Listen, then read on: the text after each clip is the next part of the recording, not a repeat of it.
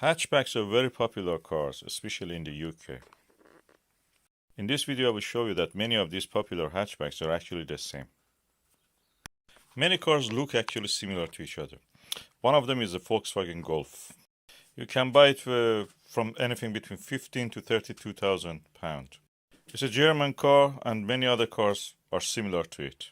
I will show you. BMW 1 Series is one of those cars. It's exactly a Golf. Benz A Class is also similar to Volkswagen Golf and BMW 1 Series.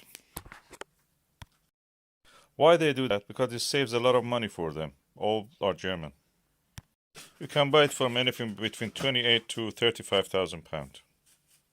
Or saves your money and buy a Nissan Polsar. It's exactly the same car. It has a lot of technology and is much cheaper and better. It's cheaper also to repair and service and to insure. But if you want something similar to exactly A Class, buy Infiniti.